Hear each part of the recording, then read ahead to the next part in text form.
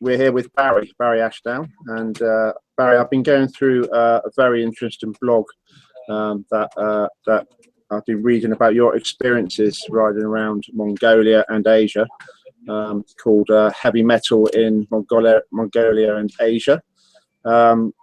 So I thought I'd just chuck you a line, because we obviously known each other for a few years, and it obviously is quite an interesting story for anybody who likes their bikes. So Barry, just talk me through how you got into this.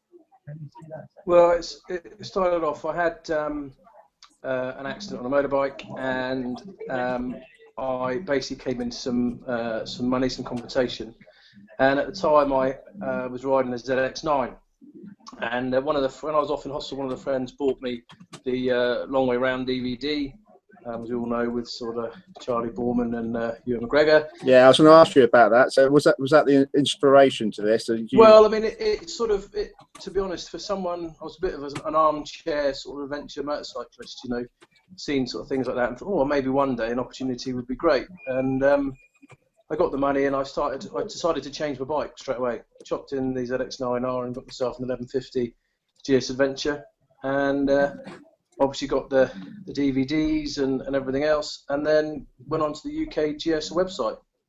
And just so happened, sort of a couple of months of trawling through that, there was an open invitation to a trip to Mongolia, hosted by Tim.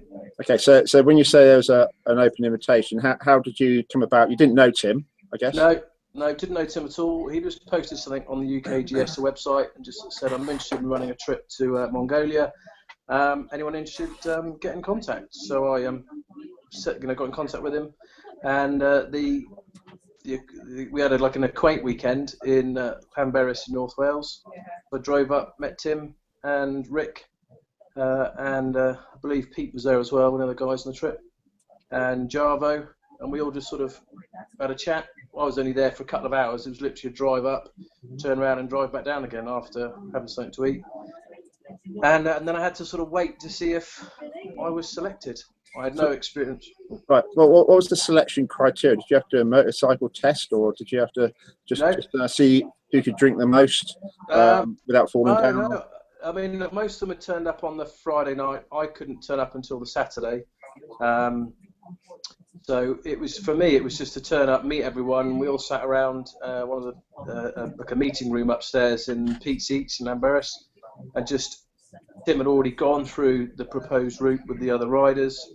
They talked about sort of how they were going to fund it, the sort of visas, etc., etc. And I think it was just a case of Tim seeing, you know, potentially what the rest of us were like, saying experience of off-road motorcycling and motorcycling in general.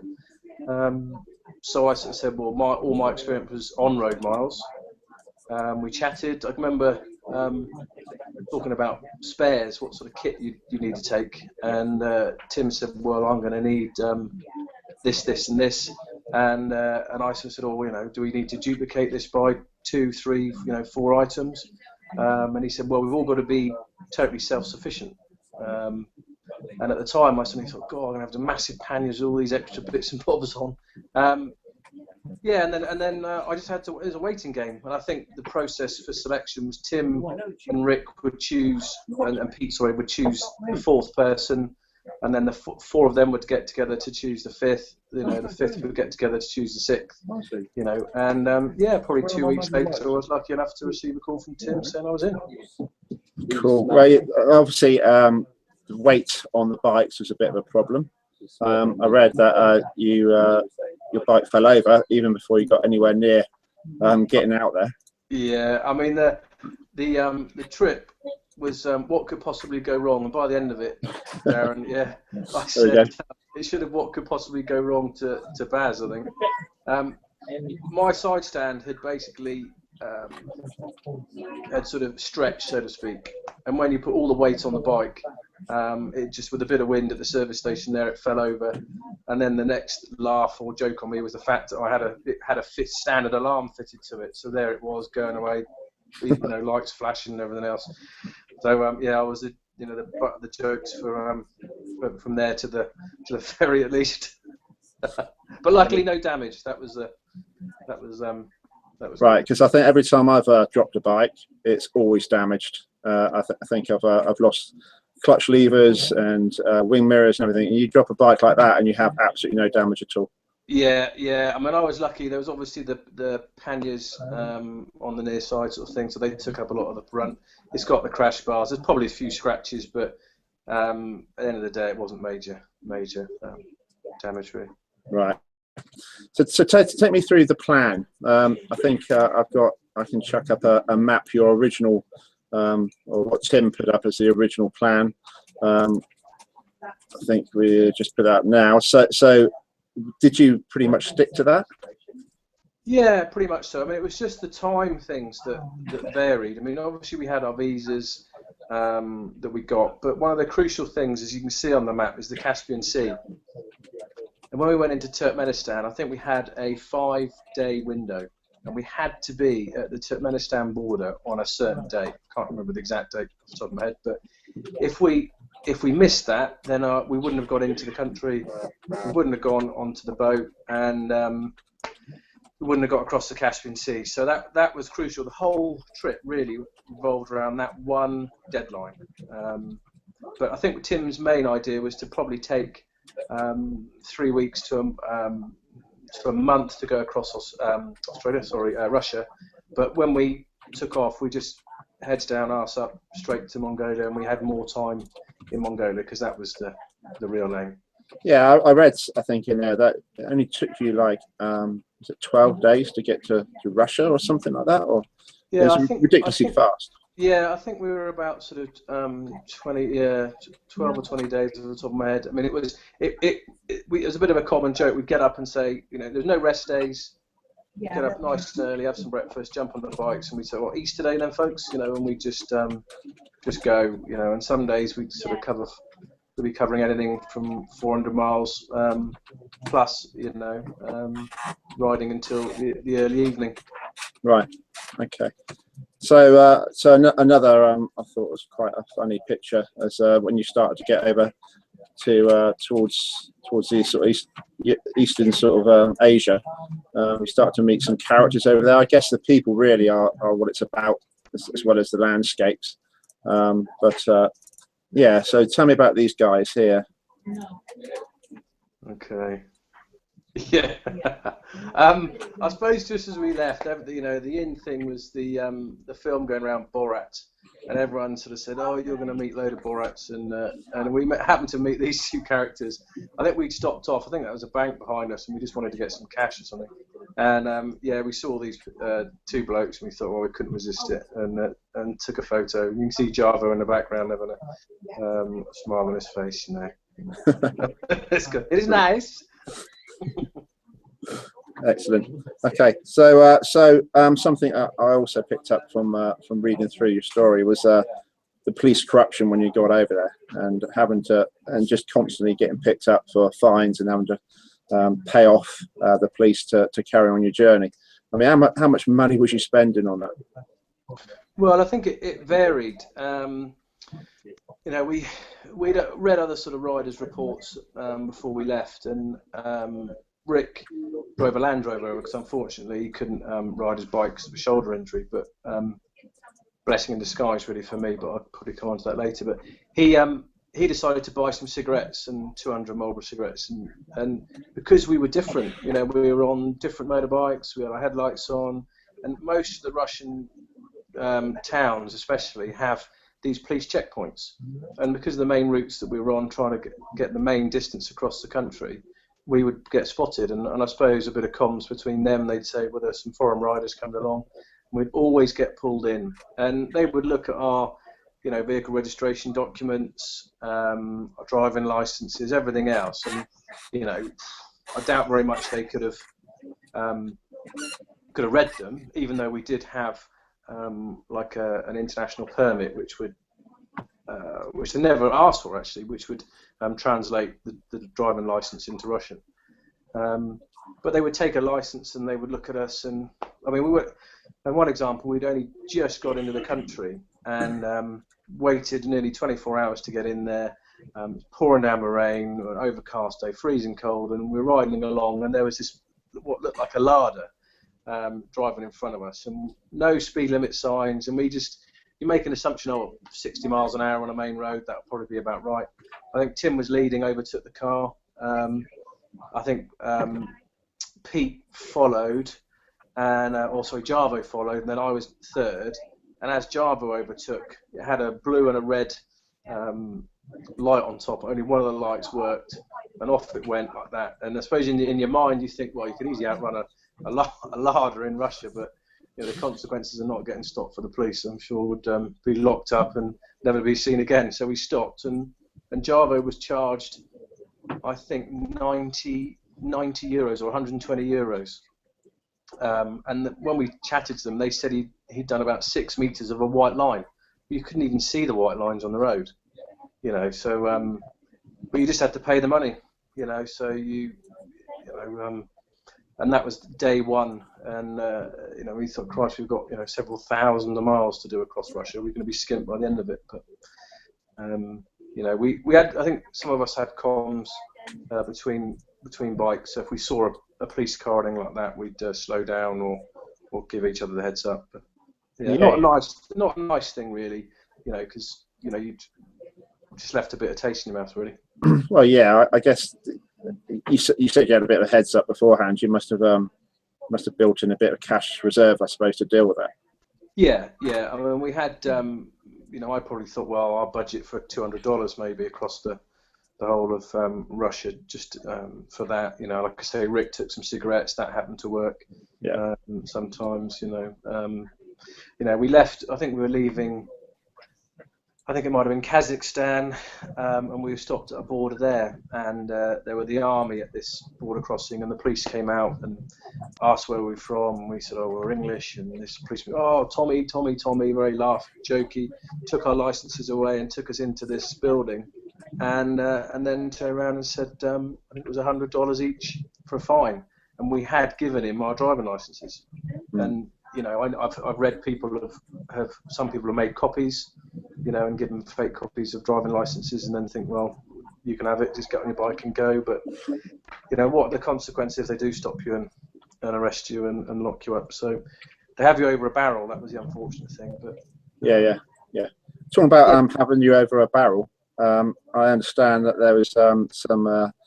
You met some nice guys, some truckers out there that you got on quite well with. Yeah, we found when we travelled across Russia that a lot of the places, the best places to stay were like at truck stops. You'd find some cheap accommodation there, and the food would normally be really quite good. So we decided to stop at one place, and it was nowhere near the standard of your fleet services or something like that, if you know what I mean. But we were in the queue, and I got the food, and I sat down at this table, and I think I decided to eat a bit early, and next thing is Tim and Rick come in and they start chatting to these Russian truck drivers, and they were invited to sit with them. I'll never forget Rick's face as he looked across to me, because I was sat there on my own, I think, and he sort of did a sort of cheers sign because he had a glass of vodka, and I said, all right, he's on the vodka then, fair enough. Finished my meal, left into it, went back to the room. I suppose about 10 o'clock at night. Rick comes running back into the room. Says, I don't believe it. These guys, they, by that time they probably demolished a couple of bottles of vodka between them.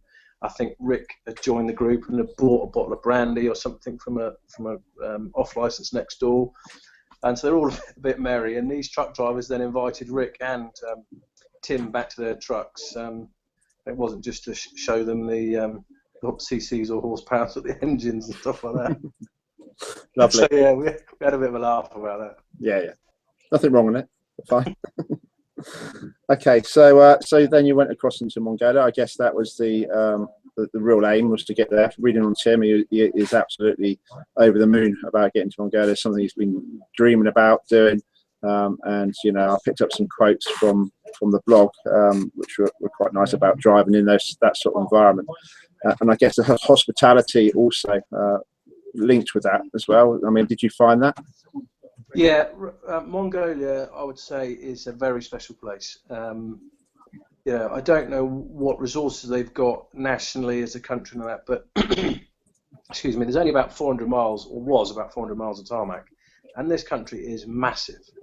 And on entering Mongolia, you know, as soon as we got there, we met a friendly border guard who said, "Oh, I know a hotel you can stay in." You know, we gave him a lift into Ulaanbaatar, or the nearest village before Ulaanbaatar, and he helped us find some accommodation. You know, we gave him we asked him to join us for dinner and everything else. But the people were just so friendly. Remember one time we were in the middle of nowhere, just camping by a river, and suddenly this old boy turns up with what I think was his wife and daughter, and he lit a fire for us. You know, and then we sat there, and they were collecting sort of dung, which they were going to burn, and they then gave us a supply of their dung to burn on the fire, and we drank some vodka, and you know, I think Rick and Tim had some miniature whiskies, so we just had a drink with them, you know, and it's like playing a sort of Pictionary, really. You know, we couldn't speak Russian, they couldn't speak English, you know, and you end up drawing on pads and just chatting, and somehow you communicate.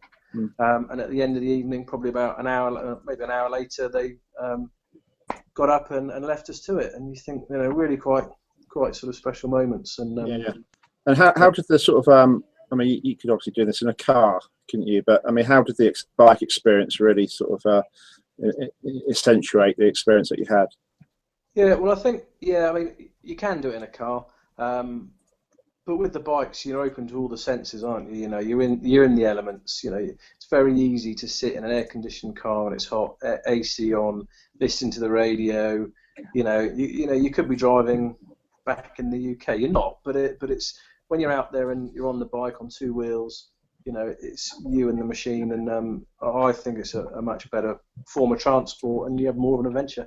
Yeah, I mean, you know, you're talking to the converted here. Yeah. But you know, clearly that was the whole point, was to go on bikes and to experience it like that. So yeah, I mean that definitely comes through on the blog. Yeah. So you obviously had some problems at the end of that. You had to cut the trip short.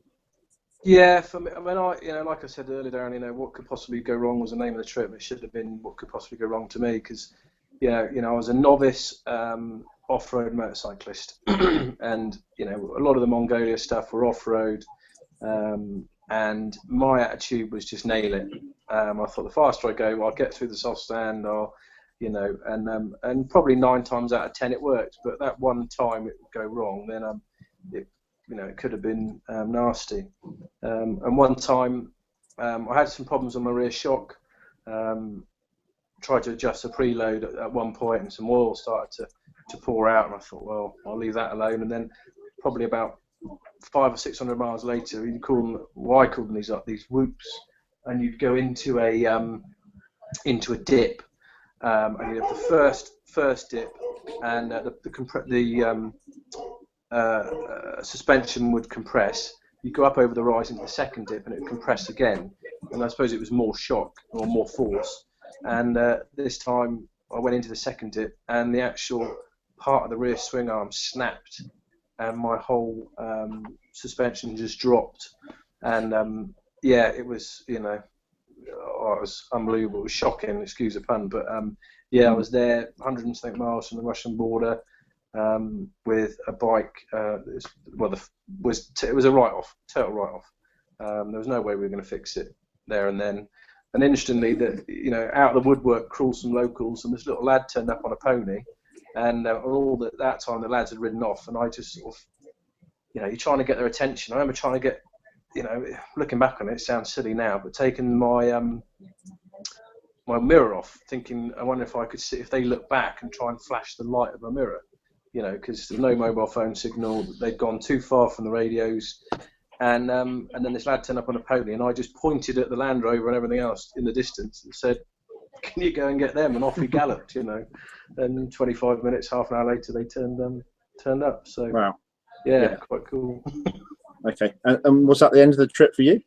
It was no. I mean, before we left, we decided to contact companies like, you know, Motorworks and everything else. Give me your credit card details, and because you know you're going to have.